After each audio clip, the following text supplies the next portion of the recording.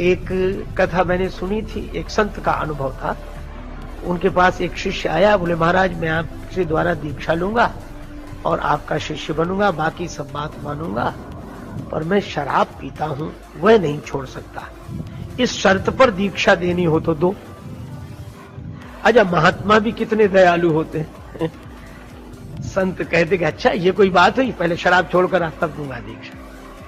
पर महात्मा बोले अच्छा आप देते हैं, कोई बात नहीं, मत छोड़ना। उसको लगा कि ये गुरुजी बढ़िया मिले, कुछ छुड़ाते ही नहीं है, तो दीक्षा। महात्मा बोले बस हमारी एक बात मान लेना। बोले सब मानेंगे, एक क्या? शराब नहीं। बोले एक काम करना। क्या? बोले जब शराब पिया करो तो हमें याद कर लिया करो, बस और कुछ पियो, खूब डट के पियो। उसको लगा कि ये तो साधारण सी बात है, लेकिन वो साधारण नहीं थी बात। गुरुजी का संकल्प था, संत तो सुधारने का उपाय बता। अब वो शाम को उसकी आदत थी, तो जैसे ही शराब पीने बैठा, याद आ गई गुरुजी ने कहा था हमें याद कर दे। अब जो गुरुजी का ध्यान किया तो उसे प्याले में इधर उधर वो गुरुजी का दिव्य स्वरूप दिखाई दे, उनकी बड़ी बड़ी आंखें दिखाई दे, मधुर मुस्कान दिखाई दे, और उसे ऐसे लगे जैसे गुरुजी वहीं खड़े कह रहे हो, क्यों शुरू कर दिया, पियो पियो, कोई बात नहीं, पियो। उसको इतनी शर्म लगी, इतनी गिलानी हुई कि पी नहीं सका। 8 दिन बाद आ गया, बोले महाराज वो तो छूट गई। गुरुजी बोले हमने तो कहा नहीं था कि छोड़ो। बोले कहा तो नहीं था, पर आपकी याद करने से ही छूट गई।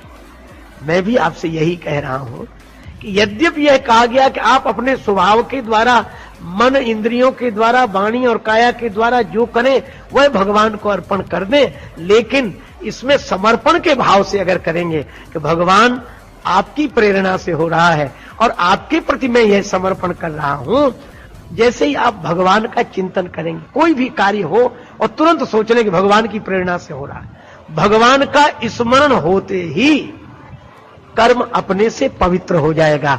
पवित्र कर्म करने की जरूरत नहीं, अपने से कर्म पवित्र होने लगेंगे। अच्छा, इसको एक उदाहरण से और स्पष्ट किया जा सकता है। यही भक्ति भागवत धर्म की विशेषता है जो इन योगीश्वरों ने कृपा करके निमि महाराज के बहाने हम सब लोगों को समझाई, उपदेश दिया। देखो, जैसे किसी आदमी से बेहोशी का अभिनय कराना है ना, और उससे कहें कि देखो तुम ऐसे झूमकर चलना जैसे शराबी चलते, और ऐसे बोलना जैसे शराबी बोलते, और बार बार ऐसे गिरना, और ऐसे, तो कई बातें सिखानी पड़ेंगी कि आंख कैसी करना, बोलना कैसे, झूमना कैसे, गिरना कैसे, और कई बातें सिखानी पड़ेंगी। और हम कहते हैं कि इतनी बातें सिखाने की जरूरत ही नहीं, थोड़ी पिला दो। अगर उसे ये बातें सिखाने की जगह थोड़ी सी शराब पिला ही दी जाए तो फिर उसे और कुछ नहीं सिखाना पड़ेगा। शराब भीतर जाते ही कोई होश का काम कर ही नहीं सकेगा, वो वैसे ही झूमने लगेगा, वैसे ही बोलने लगेगा, वैसे ही गिरने लगेगा। क्यों? शराब भीतर गई। तो शराब पीने वाले को अगर पिला दी जाए तो उसे बेहोशी सिखानी नहीं पड़ती। यही यहां कहा गया। जैसे रामचरितमानस में जहां ही स्नेह सुरा सब छाके, भगवान की भक्ति भी मदिरा है। इसीलिए शराब भीतर जाते ही आदमी होश का काम नहीं कर सकता। ठीक इसी तरह भक्त को उपदेश देने की जरूरत नहीं कि तुम अच्छा काम करना, गलत नहीं करना, ऐसे चलना, वैसे चलना, उसे धर्म सिखाने की जरूरत ही नहीं। थोड़ी भगवान की भक्ति की मदिरा पिला दो। शराब भीतर जाती है तो आदमी होश का काम नहीं कर सकता, और भगवान की भक्ति की मदिरा भीतर जाएगी तो आदमी बेहोशी का काम नहीं कर सकता, गलत काम नहीं कर सकता। इसलिए एकमात्र भक्ति ही सर्वोत्तम है। और इसीलिए भक्तों के लिए कोई नियम नहीं। कोई नियम का अर्थ यह नहीं कि भक्त स्वच्छंद हो गया। कोई नियम का अर्थ यह नहीं है कि भगवान का भक्त वही है जो कुछ भी करे तो भी भक्त है, कुछ भी करे तो भी भक्त है। देखो, गीता में एक और अद्भुत बात कही गई, अपचेत सुदुराचारो भजते माम अनन्य भाग साधुरेव समंतव्या। अब ये बड़ी अटपटी बातें हैं जो समझ में नहीं आती। भगवान ने कहा अपचेत सुदुराचारो, कितना भी दुराचारी हो, कितना भी और दुराचारी में भी एक विशेषण लगा दिया, सुदुराचारी। अब सुदुराचारी माने उस जैसा अभ्यस्त कोई दुराचारी दूसरा न हो, सुनियम पूर्वक दुराचार करने वाला हो। भगवान बोले अगर वह मेरा भजन करता है तो उसे साधु समझना। लो, अब इसको कहीं भगवत विरोधी या उस तरह के लोग सुने तो उनको तो यह शस्त्र मिल जाएगी, वाह यही गीता में कहा गया। लेकिन भगवान की वाणी बहुत महत्वपूर्ण है। भगवान की वाणी भगवान की कृपा से ही समझ में आती है, और भगवान की कृपा संत के मिलन के रूप में, बिनु हरि कृपा मिल ही नहीं सकता। यहां भगवान यह कह रहे हैं कि कितने ही दुराचारी हो, अगर मेरा भजन करे तो उसे साधु मानना। कहा क्यों? बोले मानना ही पड़ेगा, हो ही जाएगा साधु। कैसे? बोले ये दुराचार कब छूट जाएगा? बोले उसे सिखाना नहीं पड़ेगा कि दुराचार छोड़ो, वह तो हमारी भक्ति की मदिरा पिएगा, भक्ति के नशे में जाएगा तो अपने आप अच्छा काम करने लगेगा, वह साधु हो ही जाएगा। इसीलिए श्री बिंदु जी महाराज ने लिखा है कि हमारी तो मस्ती का कारण ही यही है।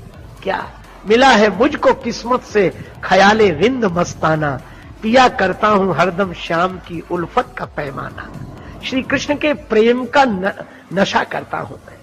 मिला है मुझको किस्मत से ख्याले रिंद मस्ताना, पिया करता हूं हरदम श्याम की उल्फत का पैमाना।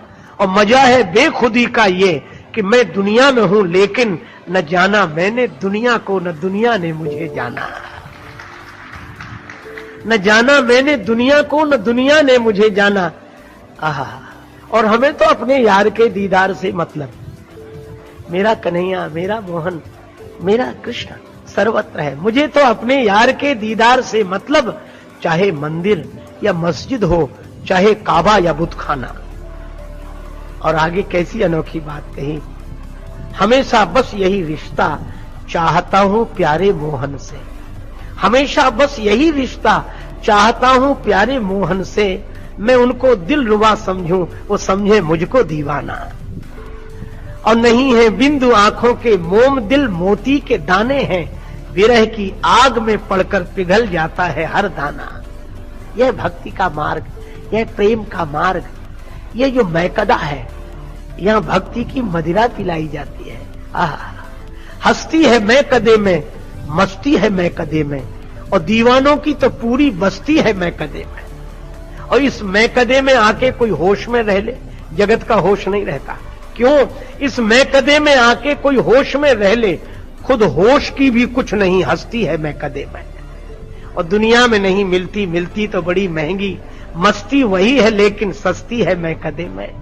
और राजेश हो भंवर में, लगे पार या कि डूबे, परवाह नहीं जब से कश्ती है मैकदे में। तो हमने ये कथाएं सुनी स्वामी राजेश्वरानंद जी महाराज द्वारा। बहुत ही सुंदर तरीके से इन कथाओं का वर्णन उन्होंने किया है। उम्मीद है आपको ये कथाएं बहुत पसंद आई होंगी। अगर आपको ये कथाएं पसंद आई हैं तो चैनल को सब्सक्राइब कीजिए, वीडियो को लाइक और शेयर कीजिए, ताकि इस तरह की प्रेरक और हास्य कथाएं हम आपके लिए लेकर आते रहें। आपका बहुत बहुत धन्यवाद।